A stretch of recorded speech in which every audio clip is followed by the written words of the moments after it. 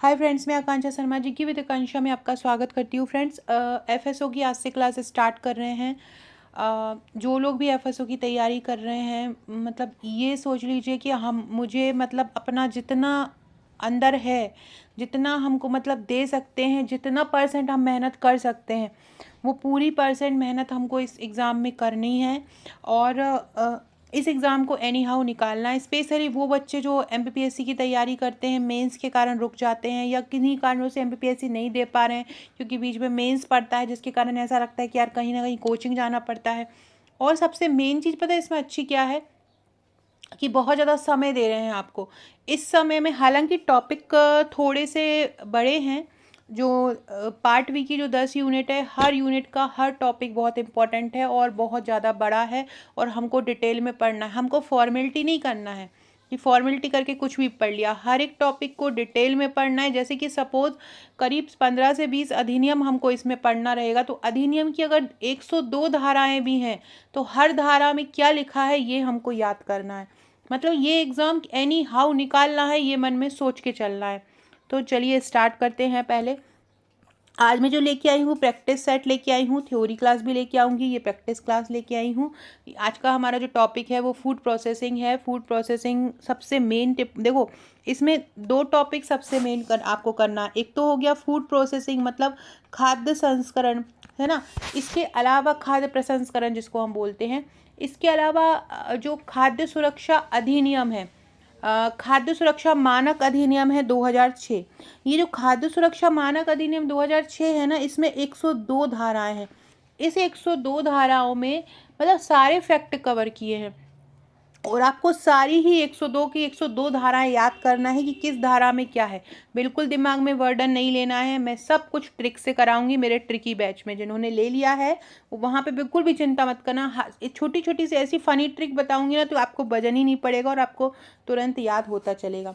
बात करते हैं पहले क्वेश्चन की कि खाद्य प्रसंस्करण आखिर होता क्या है। सबसे मेन चीज़ तो यही है कि यही यही खाद्य और खाद्य पदार्थों की तो जांच करना है फूड सेफ्टी ऑफिसर को।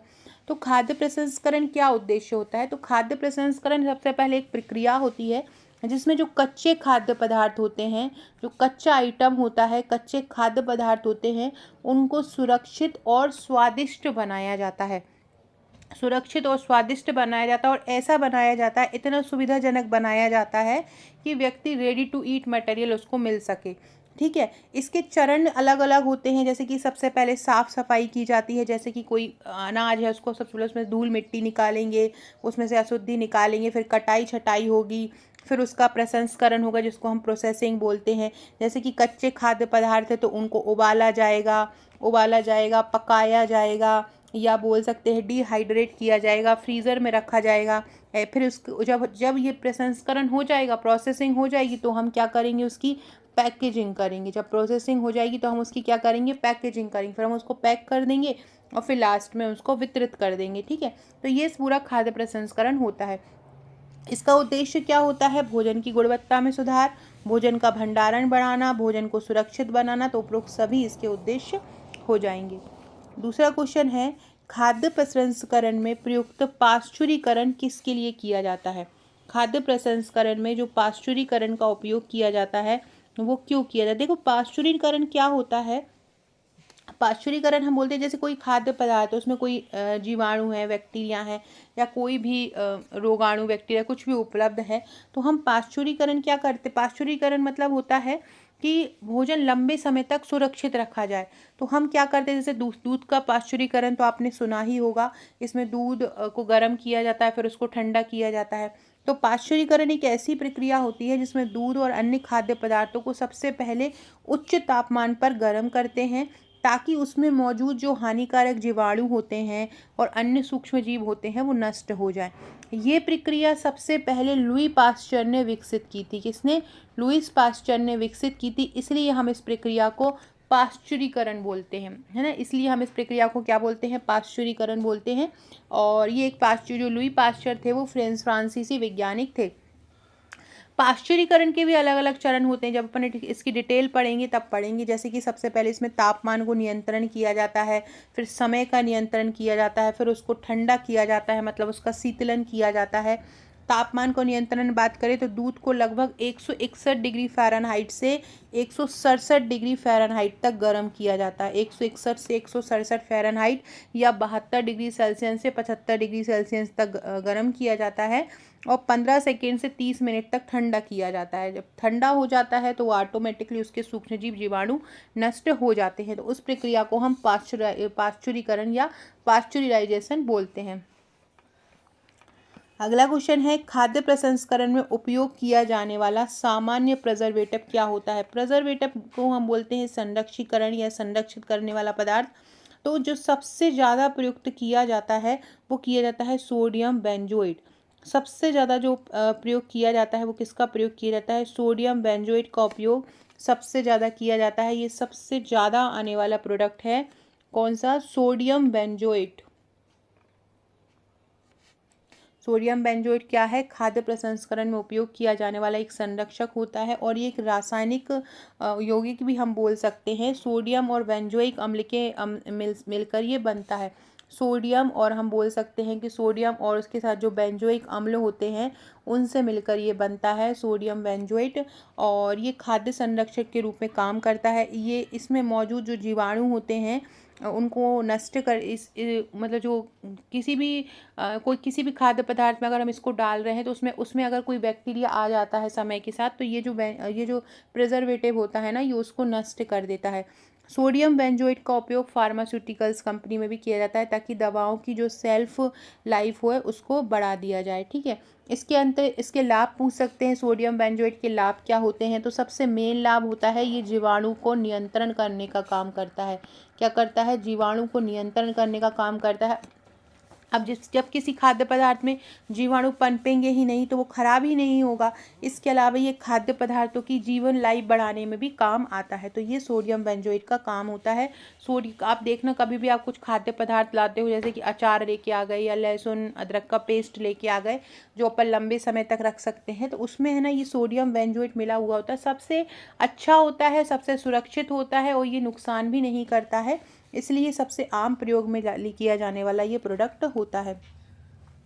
अगला है, डेयरी उद्योग में दूध को पाउडर में बदलने की विधि को क्या बोलते हैं?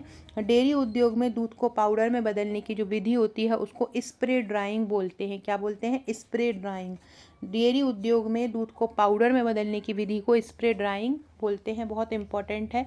मतलब अगर दूध को पाउडर में बदलना है तो स्प्रे द्वारा उसको टुकड़ों में तोड़ा जाता है जिससे कि वो नुकसान नहीं करता है। तो ये जो प्रक्रिया होती है वो क्या कहलाती है? ये जो प्रक्रिया होती है ये स्प्रे ड्राइंग कहलाती है। ये पदार्थ को लंबे समय तक सुरक्षित भी रख सकती है।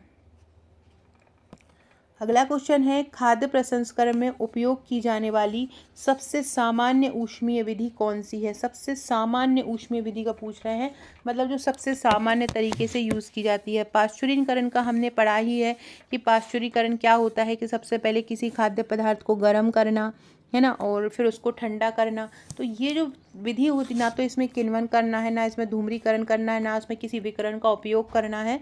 विकिरण का जब उपयोग करते हैं तो गामा किरणों का उपयोग करते हैं, ये याद रखना। पाश्चुरीकरण करने के लिए जब विकिरण का उपयोग करते हैं तो आपसे पूछेंगे किन किरणों का उपयोग किया जाता है? तो गामा विकिरण का उपयोग किया जाता है। ये गामा रेस का उपयोग किया जाता है। लेकिन खाद्य प्रसंस्करण में उपयोग होने वाली जो सबसे सामान्य ऊष्मीय विधि है वो कौन सी है?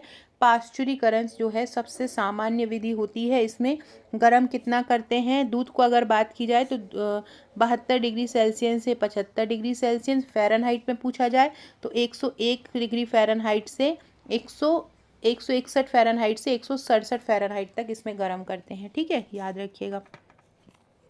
अगला क्वेश्चन है, खाद्य पदार्थों को शुद्ध करने के लिए कौन सी विधि सबसे प्रभावी मानी जाती है? विकिरण। खाद्य पदार्थों को शुद्ध करने के लिए सबसे जो मेन अच्छी जो विधि मानी जाती है विकिरण विधि मानी जाती है। और विकिरण में हम किन प्रकार के विकिरण का उपयोग करते हैं? विकिरण करने के लिए हम गामा किरणों का उपयोग करते हैं। विकिरण अगर हमें करना है तो विकिरण करने के लिए हम किसका उपयोग करेंगे? गामा किरणों का उपयोग करेंगे। याद रखना, ये भी पूछ सकते हैं कि किन किरणों का उपयोग करेंगे? गामा किरणों का उपयोग करेंगे।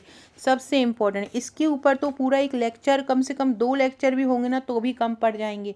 FSSAI को आपको इतने अच्छे से पढ़ लेना है। FSSAI क्या है, इसकी संरचना क्या होती है, इसमें सदस्य कितने होते हैं, महिला सदस्य कितनी होती हैं, कार्यकाल क्या होता है, इसके अंदर खाद्य अधिनियम की किस धारा में इसका वर्णन है, इसके बारे में ये आपको पूरा पढ़ लेना है ना। तो अब ये इसका फुल फॉर्म भी आपसे पूछ सकते हैं, तो इसका फुल फॉर्म होता है food safety and standard authority of India. क्या होता है? Food safety and standard authority of India हम बोलते हैं खाद्य सुरक्षा एवं मानक प्राधिकरण। स्टैंडर्ड का मतलब होता है यहाँ पे मानक, तो खाद्य सुरक्षा एवं मानक प्राधिकरण इसको हम बोलते हैं, और ये सबसे ज़्यादा इम्पोर्टेंट है। फ्रेंड्स, अगर आप FSO की तैयारी कर रहे हैं और आपको 100% सिलेक्शन लेना है तो आप हमारा फूड सेफ्टी ऑफिसर का बैच ले सकते हैं। हमारा जो बैच की ये खासियत है कि देखिए, हमारे जो नोट्स रहेंगे बहुत ही ज़्यादा ईजी लैंग्वेज में रहेंगे। हम हैंड रिटन नोट्स उपलब्ध कराएंगे जो कि पढ़ने में बहुत आसानी होगी। फ़ॉन्ट उसके बड़े बड़े रहेंगे, चित्रात्मक तरीके से कलरफुल पूरे नोट्स आपको दिए जाएंगे। क्योंकि मेरा मानना है कि अगर हम नॉर्मली थ्योरी हम पढ़ते हैं तो वो हमको गूगल पर भी मिल सकती है। गूगल हो गया, ChatGPT हो गया, आजकल सारे नोट्स वहाँ पर अवेलेबल हैं।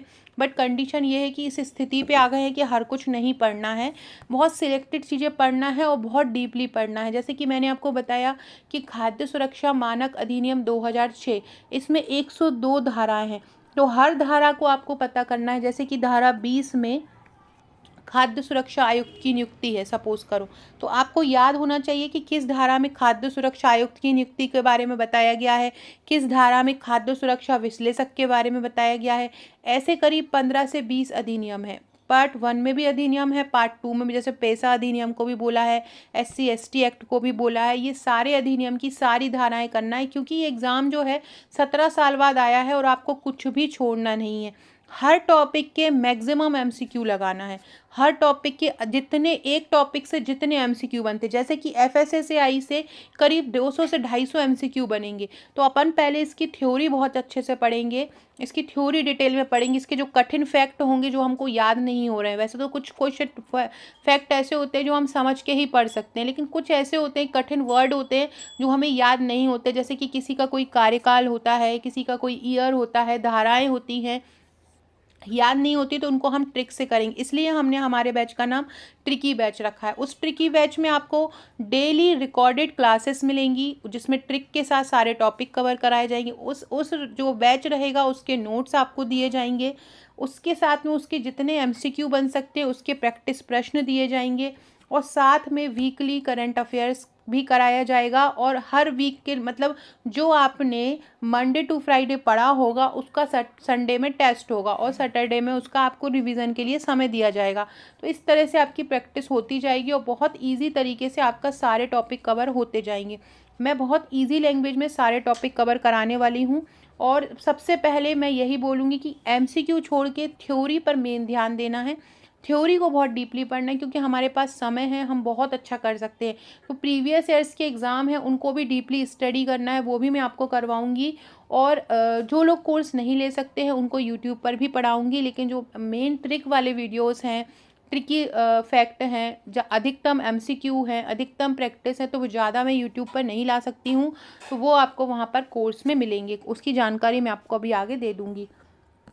अगला क्वेश्चन है, खाद्य पदार्थों में नमी की मात्रा कम करने के लिए कौन सी प्रक्रिया का उपयोग किया जाता है। अब खाद्य पदार्थों में अगर नमी आ गई है तो क्या करोगे? सबसे मेन चीज़ होती है सुखाना। धूप में रख देंगे, धूप में जाएंगे तो नमी ऑटोमेटिकली ऊपर उठ जाएगी, और क्या हो जाएगा, पदार्थ क्या हो जाएगा, नमी निकल जाएगी और पदार्थ ड्राई हो जाएगा। अगला है खाद्य पदार्थ में खाद्य प्रसंस्करण में, ये खाद्य प्रसंस्करण को हम बोलते हैं फूड प्रोसेसिंग। फूड प्रोसेसिंग में प्रयुक्त किण्वन प्रक्रिया में कौन सा तत्व मुख्य रूप से काम करता है? तो बैक्टीरिया, खमीर और कवक, ये तीनों ही मुख्य तत्व के रूप में काम करते हैं। तो खाद्य प्रसंस्करण में प्रयुक्त किण्वन प्रक्रिया में कौन सा तत्व मुख्य रूप से काम करता है? तो बैक्टीरिया, खमीर और कवक, ये सारे ही जो तत्व होते हैं वो इसमें किण्वन के रूप में काम करते हैं। जैसे आपने बनाया होगा ना, जैसे आपने छोला भटूरे बनाया होगा, छोला भटूरा जैसे आपने बनाया नहीं होगा तो या देखा होगा, तो उसका जो मैदा अपन उसनते हैं तो दही से उसन देते हैं, तो थोड़ी देर बाद उसको रख देते हैं तो किण्वित हो जाता है ना, तो एक वो फूल जाता है, भटूरा एकदम फूला फला फला दिखता है। बालूशाही बनाते हो तो वो भी इसी प्रक्रिया से बनाया जाता है, उसको भी हम किण्वन ही बोलते हैं। खाद्य प्रसंस्करण बहुत इंपॉर्टेंट है। खाद्य प्रसंस्करण में कौन सी गैस का उपयोग पैकेजिंग में किया जाता है?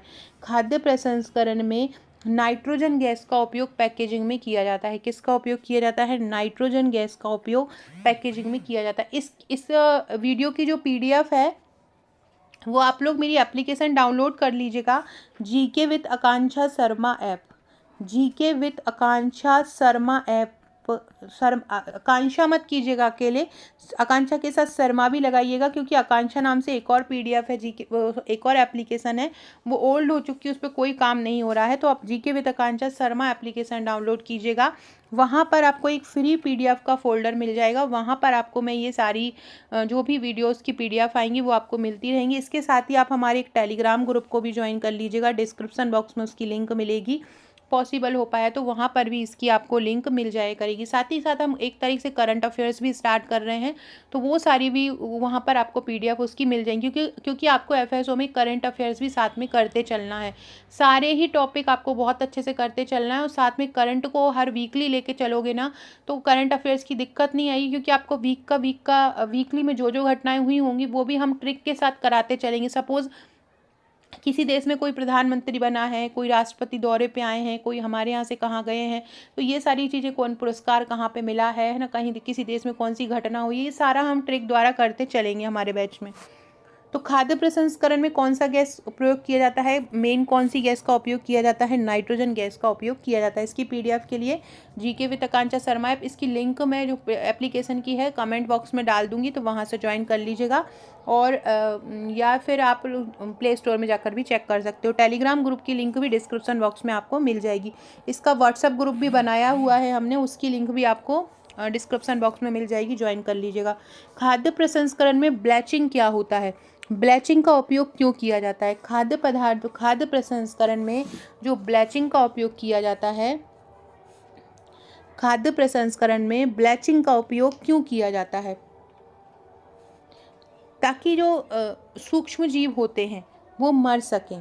क्या होता है इसके अलावा जो खाद्य पदार्थों के रंग को सुधारने के लिए भी इसका उपयोग कर सकते हैं। जो रंग होता है उसको सुधारने के लिए भी इसका उपयोग कर सकते हैं। अगर यहाँ पे मतलब इसका अगर ये होता है ना, रंग को सुधार करने, जैसे कि गेहूं का आटा होता है, उसको सफ़ेद बनाने के लिए भी इसका ब्लीचिंग का उपयोग हम कर सकते हैं। ठीक है। इसके अलावा सूक्ष्मजीवों को मारने के लिए भी करते हैं, गंध को दूर करने के लिए भी कर सकते हैं। इसमें कई प्रकार की ब्लीचिंग का उपयोग किया जाता है, जैसे क्लोरीन ब्लीचिंग का उपयोग कर लो, है ना, या ऑक्सीजन ब्लीचिंग का उपयोग कर लो, या हाइड्रोजन पेरोक्साइड ब्लीचिंग का उपयोग कर लो। किसी भी तरह की ब्लीचिंग का उपयोग हम इसमें कर सकते हैं। फ्रेंड्स, एक बहुत सारे लोगों में एक कन्फ्यूज़न है कि अभी भी बहुत सारे लोगों में अभी भी डाउट है, फॉर्म भरना भी स्टार्ट हो गया कि बीएससी पीसीएम पीसीजेड वाले कर सकते हैं। तो बिल्कुल कर सकते हैं। उन्होंने केमिस्ट्री ऑप्शन ही इसलिए दिया है। आप ये बताइए केमिस्ट्री ऑप्शन क्यों देंगे? उन्होंने अलग से बायोकेमिस्ट्री भी दिया है। इसके अलावा जब हम फॉर्म भरते हैं तो फॉर्म भरने में भी उन्होंने डिग्री में वो वही अपनी डिग्री ले रहा है। बीएससी आपने प्लेन किया है, बायोटेक से किया है, नहीं तो वो वहाँ पर भी वो डिग्री नहीं लेते। इसके अलावा उन्होंने अगर बैचलर डिग्री नहीं लेनी होती, उनको एमएससी ही लेनी होती, तो वो स्नातक स्तर क्यों देते ना। इसके अलावा द सूत्र जो टीम है न्यूज़पेपर में, उन्होंने आयोग से बात भी की है। उन्होंने बताया है कि हाँ, इसमें बीएससी वाले एलिजिबल हैं। तो सारे लोग बिल्कुल बिना टेंशन के फॉर्म भरिए और बिल्कुल लग के तैयारी कीजिए। ये सोचिए कि मुझे एनी हाउ एफएसओ का एग्ज़ाम निकालना है, मुझे फूड सेफ्टी ऑफिसर बनना ही बनना है किसी भी तरीके से। उसके लिए जो कोई भी प्रॉब्लम होगी, कोई भी कठिन से कठिन टॉपिक होगा, मैं आपके साथ हूँ। मैं सारी चीज़ें आपको बहुत ईजी लैंग्वेज में कराऊंगी।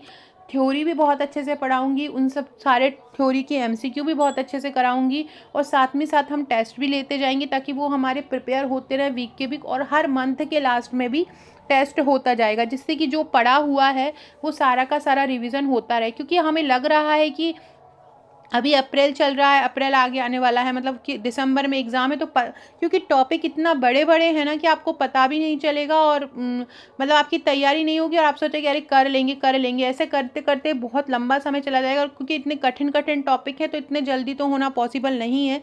इस हर टॉपिक को हमें डीपली पढ़ना है। तो मेरी जो क्लासेस हैं वो 5 अप्रैल से एप्लीकेशन पर स्टार्ट हैं। बता ही देती हूँ मैं आपको क्या क्या मिलने वाला है। देखिए फ्रेंड्स, ये है हमारा पूरा बैच। इसमें क्या क्या मिलने वाला है। सबसे पहले तो मिलने वाले हैं हस्तलिखित नोट्स। देखो, मैंने हस्तलिखित मेरे नोट्स की यही खासियत है, पढ़ने में बहुत ईजी होते हैं। हम कलरफुल, चित्रात्मक, टेबल फॉर्म, बुलेट फॉर्म इनका उपयोग करते हैं, करंट डाटा को इसमें समाहित करते हैं। तो हस्तलिखित हर टॉपिक के आपको नोट्स मिलेंगे, हर यूनिट के, हर टॉपिक के रिकॉर्डेड ट्रिकी वीडियो मिलेगी। ट्रिक के साथ सारे टॉपिक, तो कठिन तो कुछ लगेगा ही नहीं, क्योंकि ट्रिक के साथ हम सारे टॉपिक कराएं। केवल बोलना मात्र ट्रिक नहीं है, हम उसको जिन लोगों ने हमारा एमपीपीएससी का पहले लिया होगा बैच, या हमारे एमपीपीएससी की यूट्यूब की भी वीडियो देखी होगी, तो मैं ट्रिक द्वारा बहुत ईजी लैंग्वेज में तैयारी करा देती हूँ। हमारे सुपरवाइजर के बैच में भी मैंने ट्रिक द्वारा ही सारे टॉपिक कंप्लीट कराए थे। संपूर्ण सिलेबस कवर रहेगा, ए और बी पार्ट, है ना। और पार्ट जो बी है उस पर हम ज़्यादा फोकस करेंगे, क्योंकि उसी के ही ज़्यादा मार्क्स हैं। वो उसमें तो केवल 50 क्वेश्चन आएंगे, जो आपका पहला वाला पार्ट है। जो बाकी के जो क्वेश्चन आने वाले हैं, मेन जो क्वेश्चन है वो पार्ट बी के ही आने वाले हैं, तो हम यही पार्ट बी पर ही ज़्यादा फोकस करेंगे। इसके अलावा टेस्ट होगा, टॉपिक वाइज एमसीक्यू होगा। इसमें आरंभ के 100 स्टूडेंट को 1999 था, लेकिन ये 1999 अब हो चुके हैं। 1999 कंप्लीट हो चुके हैं, तो अब 1999 नहीं है। लेकिन हम अभी 4999 में भी अभी हमने रोक के रखा है। जो हमारे अगले 50 स्टूडेंट हैं 101 से 150 तक, उनको जो चार्ज दिया जा रहा है वो 2999 में दिया जा रहा है। 2999 में दिया जा रहा है। तो जो लोग भी ये लेना चाहते हैं, फटाफट एप्लीकेशन डाउनलोड कर लें और बैच को ज्वाइन कर लें। क्यों लें हमारा बैच, ये भी सुन लीजिए। कठिन से कठिन टॉपिक को हम ट्रिक द्वारा याद कराएंगे, हस्तलिखित थ्योरी नोट्स देंगे, टॉपिक वाइज एमसीक्यू देंगे, वीकली टेस्ट सीरीज रहेगी, साप्ताहिक करंट अफेयर्स रहेगा, करंट अफेयर्स का टेस्ट रहेंगे। पार्ट ए और बी दोनों तैयार रहेगा, पार्ट बी पर ज़्यादा फोकस रहेगा। और विभिन्न राज्यों में जो क्वेश्चन पूछे गए हैं उनको भी सॉल्व करवाया जाएगा। जो अलग अलग राज्यों में, क्योंकि एमपी में तो हुए नहीं है, तो एमपी के पीवाई की तो मिलेंगे नहीं, लेकिन अलग अलग राज्यों में, जैसे राजस्थान में हुआ है, झारखंड, उड़ीसा में हुआ है, तो वहाँ के प्रश्नों को सॉल्व कराया जाएगा। 25,000 से ज़्यादा हम एमसीक्यू आपको उपलब्ध कराएंगे पहले, लेकिन हम इसकी थ्योरी करवाएंगे, उसके बाद टेस्ट भी लेंगे और साथ साथ सारे टॉपिक के एमसीक्यू भी देते जाएंगे। याद करना नहीं है आपको, वर्डन लेना नहीं है, हम सारी वर्डन लेके आपको सारा कुछ ट्रिक द्वारा याद कराएंगे। कोर्स की सुपर 100 कंप्लीट हो चुके हैं, जो उनको 1999 में दिया गया था। अब लोगों ने कहा कि मैम थोड़ा 4999 से थोड़ा सा कम कर लो, तो उन भारी लोगों की डिमांड पर अगले जो 50 लोग हैं, मतलब 101 से 150 तक के लोग हैं, उनको हम 2999 में प्रोवाइड करा रहे हैं। तो फटाफट एप्लीकेशन पर जाइए, GK with Akanksha Sharma download कर लीजिए और कोर्स परचेस कर लीजिए। अगर आप बहुत ईजी लैंग्वेज में सारे टॉपिक पढ़ना चाहते हैं, जो एमसीक्यू मैं आपको अभी करा रही हूँ, ऐसे हज़ारों एमसीक्यू आपको मिलेंगे वहाँ पर, सारी थ्योरी मिलेंगी। और सारे जितने, जैसे कि मैंने लिखा हुआ है 1520 अधिनियम की धारा ट्रिक द्वारा, तो सारी धाराओं को 101 धारा याद करना पॉसिबल नहीं है नॉर्मली, लेकिन जब मैं आपको ट्रिक से याद कराऊंगी ना, तो बहुत ईजिली चुटकियों में आपको याद हो जाएंगी। ठीक है, चलिए क्वेश्चन पे चलते हैं।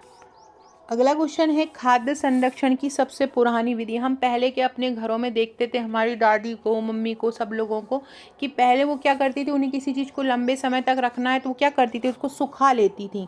उसको क्या कर लेती थी, पहले बना बनाया प्रोडक्ट तो आता नहीं था, रेडी टू मेड प्रोडक्ट तो आता नहीं था, तो वो क्या कर लेती थी, सुखा लेती थी। तो ये खाद्य संरक्षण की सबसे पुरानी विधि है, सुखाना। अगला क्वेश्चन है, खाद्य प्रसंस्करण में उपयोग होने वाला सबसे आम, सबसे कॉमन एंटीऑक्सीडेंट कौन सा है। एंटीऑक्सीडेंट की बात कर रहे हैं, तो सबसे कॉमन जो एंटीऑक्सीडेंट है वो एस्कॉर्बिक एसिड है।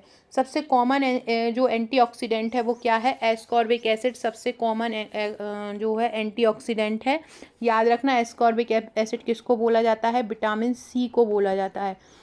आपका एक जो आपकी एक यूनिट है ना, न्यूट्रिशन की भी है, पोषण की भी है। जिन लोगों ने अभी सुपरवाइज़र का एग्ज़ाम दिया होगा ना, उनके लिए तो ये बहुत ज़्यादा सरल हो जाएगा न्यूट्रिशन, क्योंकि उन्होंने बहुत अच्छे से पढ़ा होगा न्यूट्रिशन, तो वो पोषण को बहुत अच्छे से कर लेंगे, तो वो भी इसमें एक टॉपिक है। लेकिन जो इसके जो कठिन टॉपिक है ना, यूनिट 1 हुई, यूनिट 1 में लिखा भले ही है कि भोजन है, उसका पारंपरिक महत्व, लेकिन अपन को उसको डिटेल में पढ़ना है। तो बहुत अच्छे से मैं जो पढ़ाती हूँ ना, एकदम कहानी के फॉर्म में आपको इस तरह से पढ़ाऊँगी।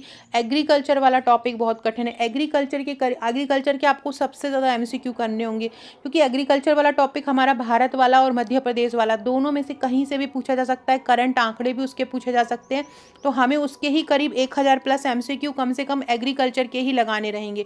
तो पहले मैं उसकी कृषि क्या है, उसकी विधियां क्या है, ये सारा आपको समझाऊंगी, फिर हम उसके एमसीक्यू लगाएंगे। जो भी क्लास देखिए, आज हमारी यूट्यूब पर पहली क्लास है। जो जिनको कोर्स नहीं लेना है वो ना लें, यूट्यूब पर भी पढ़ सकते हैं। बट जो अगर जिनको एनी हाउ एग्ज़ाम निकालना है और जो मुझ पर विश्वास रखते हैं कि मैम अच्छा पढ़ाती हैं, तो वो कोर्स ज्वाइन कर लीजिए, क्योंकि फिर वो 50 के बाद ऑटोमेटिकली चार्ज बढ़ जाएगा। तो फिर आप लोग मुझे बोलते हैं कि आपने चार्ज बढ़ा दिया है, क्योंकि हम ऑलरेडी सबसे कम में ही उपलब्ध करवा रहे हैं। क्योंकि किसी भी टॉपिक के MCQ बनाना, थ्योरी बनाना, फिर उसका टेस्ट सीरीज़ उपलब्ध कराना, साथ में उसकी ट्रिक बनाना, और वो भी इतने, और कोई 1-2 महीने का कोर्स नहीं है ये, कम से कम 8 महीने का कोर्स है। लगातार क्लासेस रहेंगी, लगातार टेस्ट रहेंगे, लगातार MCQ रहेंगे। तो इससे कम चार्ज में हम उपलब्ध नहीं करवा सकते हैं। जो भी ज्वाइन करना चाहते हैं फटाफट ज्वाइन कर लीजिए, क्योंकि फिर उसके बाद 4,999 चार्ज हो जाएगा, आपको वही पे करना पड़ेगा। अगला क्वेश्चन है, खाद्य प्रसंस्करण में रेडिएशन तकनीक का उपयोग। रेडिएशन मतलब होता है विकिरण। रेडिएशन तकनीक का उपयोग किस लिए किया जाता है, क्या उद्देश्य होता है? सूक्ष्म जीवों को नष्ट करने के लिए। खाद्य प्रसंस्करण में जो रेडिएशन तकनीक होता है उसका उपयोग क्यों किया जाता है? खाद्य प्रसंस्करण में रेडिएशन तकनीक का उपयोग क्यों किया जाता है? तो इसका रेडिएशन तकनीक का उपयोग किया जाता है या विकिरण का उपयोग क्यों किया जाता है? ताकि सूक्ष्म जीव नष्ट हो सके। हमारा मेन उद्देश्य यही होता है कि जो सूक्ष्म जीव पनप रहे हैं खाने में, उनको नष्ट कर दे। क्योंकि अगर हम खाने को लंबे समय तक रखते हैं तो वही दूसरी चीज़, उस पर बैक्टीरिया, कवक, फंजाई, ये सारी चीज़ें क्या होती हैं, आक्रमण कर देती हैं। हम उन आक्रमण को रोकने के लिए ही हम उसमें प्रिजर्वेटिव मिलाते हैं ना। तो रेडिएशन तकनीक का उपयोग भी क्यों करते हैं हम? सूक्ष्म जीव को नष्ट करने के लिए करते हैं। अगला क्वेश्चन है, फ्रीज ड्राइंग प्रक्रिया का मुख्य लाभ क्या है? फ्रीज ड्राइंग, ये खाद्य प्रसंस्करण के बहुत डीपली क्वेश्चन है। अपन इसकी थ्योरी भी करेंगे। जब अपन थ्योरी करते हैं ना, तो थ्योरी हमने बेसिक पढ़ लिया। थ्योरी में क्या होता है फ्रीजिंग, क्या होता है स्प्रे ड्राइंग, है ना, क्या होता है, कौन सा अम्ल क्या होता है, क्या काम करता है, कौन सा प्रिजर्वेटिव क्या काम करता है, ये सारे हमको करना है। अच्छा, क्योंकि केमिस्ट्री उन्होंने एज अ मेन सब्जेक्ट मांगे हैं, तो केमिस्ट्री के भी हो सकता है वो फॉर्मूले वगैरह भी पूछ लें। तो हम जो अलग अलग स्टेट में क्वेश्चन आए होंगे हम उनको भी सॉल्व कर लेंगे। फ्रीजिंग ड्राइंग प्रक्रिया का मुख्य लाभ क्या होता है? मतलब फ्रीज ड्राइंग मतलब लंबे समय तक ठंडा करना प्रोडक्ट को। तो इसको क्या होता है, भोजन को अधिक समय तक संरक्षित रखना। फ्रीज ड्राइंग का मतलब क्या होता है, भोजन को अधिक समय तक संरक्षित करना फ्रीज ड्राइंग प्रक्रिया का लाभ होता है। अगला है, खाद्य प्रसंस्करण में MAP का अर्थ क्या है? इसका क्वेश्चन बताने से पहले आप लोगों के लिए एक क्वेश्चन है, कमेंट में आंसर जरूर दीजिएगा कि जो FSSAI है उसकी स्थापना कब हुई थी? ये तो रटा होना चाहिए आपको। FSSAI की स्थापना कब हुई थी, ये आप लोगों को मुझे कमेंट करके बताना है कि FSSAI की स्थापना कब हुई थी, ये कमेंट करके बताइएगा। इसकी PDF आपको मैं एप्लीकेशन पर और टेलीग्राम पर डाल दूंगी, ज्वाइन कर लीजिएगा। व्हाट्सएप ग्रुप भी ज्वाइन कर लीजिएगा, अपडेट मिलता रहेगा, डिस्क्रिप्शन बॉक्स में लिंक मिलेगी। और बिल्कुल ये सोचिए कि अब मुझे any how food safety officer बनना है। मुझे अपने जो 8 महीने हैं, मुझे अपने जी जान लगा देना है, कितनी भी परेशानी हो मुझे नहीं देखना है। क्योंकि इसमें मेंस देना नहीं है, मेरा 1 डे एग्ज़ाम है। व्यापम में मुझे नॉर्मलाइजेशन होता है, इतनी सारी प्रोसेस होती है, और ये मुझे इतना ईजिली मिल रहा है। और हो सकता है ईश्वर ने ये वैकेंसी आपके लिए ही निकाली हो, तो इसमें 100% आपको अपना जी जान लगा देना है। किसी भी समस्या के लिए मैं आपके पास उपलब्ध हूँ ही। खाद्य प्रसंस्करण उद्योग में MAP का अर्थ क्या होता है? Modified atmosphere packaging. क्या होता है? मॉडिफाई एटमॉस्फेयर पैकेजिंग होता है। किसका अर्थ? खाद्य प्रसंस्करण में मैप का अर्थ होता है modified atmosphere packaging. So friends, ये थे आज हमारे फूड प्रोसेसिंग के क्वेश्चन। कल इसका नेक्स्ट वीडियो करवाऊंगी। बाकी आपको थ्योरी डिटेल में, हमारी 5 अप्रैल से क्लासेस स्टार्ट हैं। एप्लीकेशन पर रजिस्ट्रेशन स्टार्ट है, जल्दी करा दीजिए, पहली क्लास से ही कर देना। पहली क्लास में मैं खाद्य सुरक्षा मानक अधिनियम 2006 कराने वाली हूँ। उसके ही 2 से 3 लेक्चर रहेंगे, 2-3 दिन वही चलेगा, क्योंकि वो बहुत बड़ा टॉपिक है। तो पहली ही क्लास से अगर अटेंड करना है तो पहली ही क्लास से ज्वाइन कर लीजिएगा, ताकि आपका वो पूरा अधिनियम अच्छे से क्लियर हो जाए। क्योंकि आपके करीब जो क्वेश्चन बनेंगे ना, 100 में से करीब आप ये समझ लो 20-22 क्वेश्चन वहीं से ही बनेंगे, क्योंकि उसमें लगभग सारी सेफ्टी संबंधित चीज़ें सब कुछ वहाँ पे कवर किया गया है। सो फ्रेंड्स, वीडियो अच्छा लगा हो तो लाइक शेयर सब्सक्राइब जरूर कीजिएगा, शेयर कीजिएगा। Okay friends, thank you.